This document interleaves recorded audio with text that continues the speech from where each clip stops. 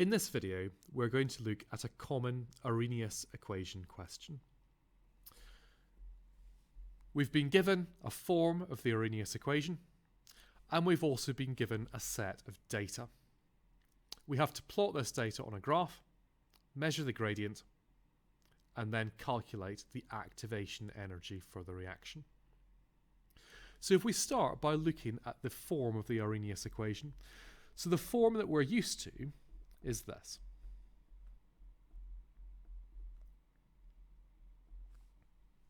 K is the rate constant that we're familiar with from rate equations.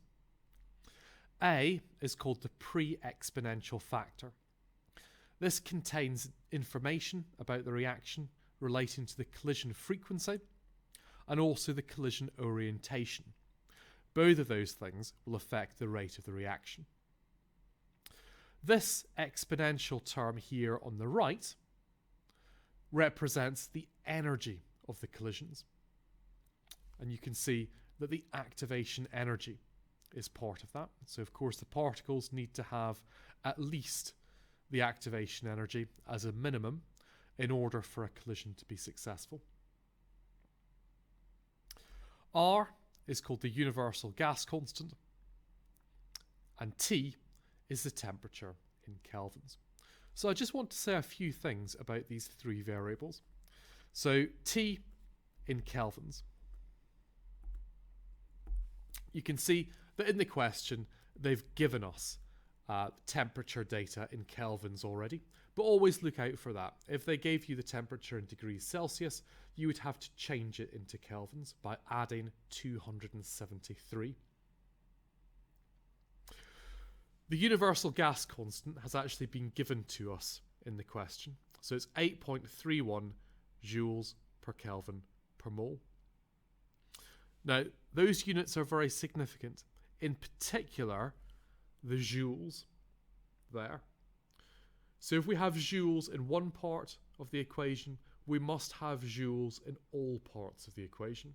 And this means that the activation energy will have units of joules per mole rather than the familiar kilojoules. So always look out for that. Now in the question, they have asked us to give our final answer in the form of kilojoules per mole. So having initially worked out the activation energy in joules per mole, we will have to divide by 1000 at the end of the calculation in order to turn it into kilojoules per mole. And we will look at how to do that. So in the question, they've rearranged the familiar form of the Arrhenius equation into this form. So these two forms of the Arrhenius equation are the same. They've just been rearranged. And normally in the exam, they would carry out this rearrangement for us. So why have we rearranged it? Well, we've rearranged it because it can be used as the equation for a straight line. So from GCSE maths, you'll be aware that the equation for a straight line is y is equal to mx plus c, where m is the gradient and c is the y-intercept. Y normally goes on the vertical axis and x goes on the horizontal axis. So if we compare these two equations, we can see that y is just ln k. So that will go on the vertical axis. Ln a and c are equivalent. So the y-intercept of our graph will be equal to ln a. And remember, a is what we call the pre-exponential factor. The gradient is minus the activation energy divided by R, the universal gas constant. So that's a little bit tricky. And finally, just squeezed in there, 1 divided by T, the temperature in kelvins, is what goes on the x-axis. That's the horizontal axis. So the upshot of this is that if we plot a graph of ln k on the y-axis, the vertical axis, against 1 over t on the x-axis, the horizontal axis, we should get a straight line. Now in this situation, the straight line will have a negative gradient, and that gradient will be equal to minus the activation energy divided by r. Now there's quite a lot going on in this question, but that is the key thing to remember, that the gradient is equal to minus the activation energy divided by r.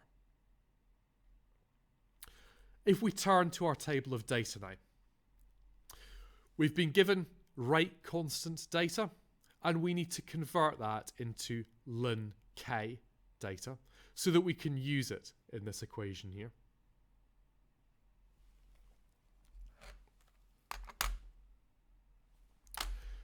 So if we look at the first number, okay, I'm using the ln button on the calculator, that's ln, and I'm typing 6.13 times 10 to the minus 5, and we get minus 9.70. So in chemistry, unless the question specifies otherwise, always give your answer to 3 significant figures. A word of warning here, we have to use the ln button, so that's the natural log button in this Arrhenius calculation.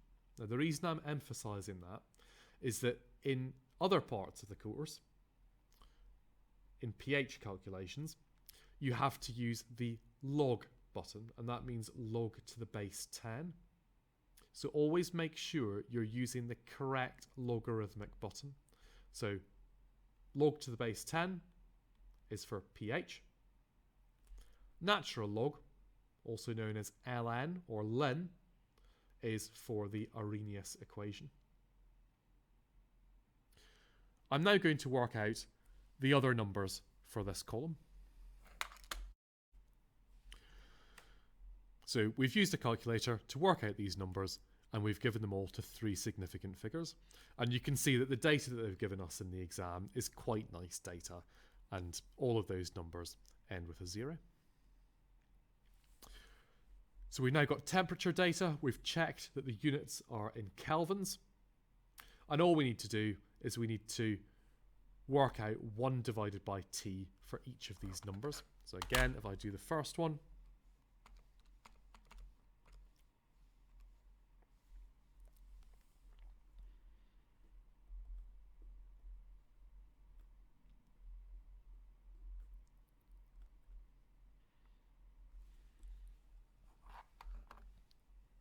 okay, so 1.43 times 10 to the minus 3.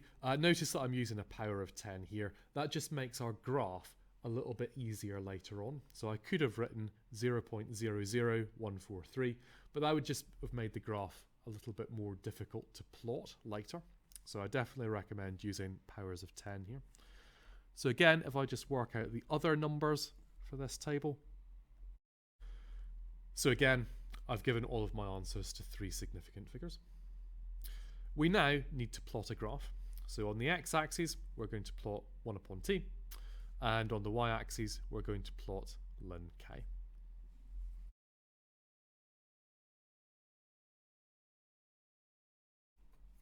And here is our graph. So just to recap, on the x-axis, the horizontal axis, we have 1 upon t in kelvins. Notice that I've put the numbers to 3 significant figures on the scale, and I've put the 10 to the minus 3 part into the actual axis title. That just simplifies the graph, and it just makes it easier to read. On the y-axis, the vertical axis, we've got ln k, the rate constant, and there are no units. So when you have a number that's ln, you don't need to put units for that number. So you can see that we have a nice straight line with a negative gradient as expected. And all we're going to do is we're going to join these points together. So I am going to join the two farthest points.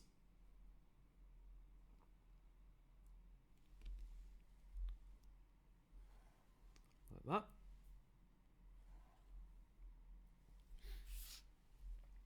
And I'm going to use these 2 points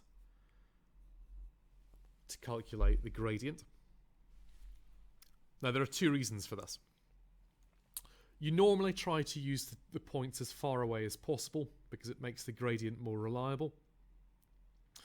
And secondly, I want to use data that is actually in the original table. So you don't want to be relying on reading the graph that you've just drawn, okay, because you might make a mistake. You want to just use the original data from the original table when you're working out the gradient. So in this case, I will be using this data and this data.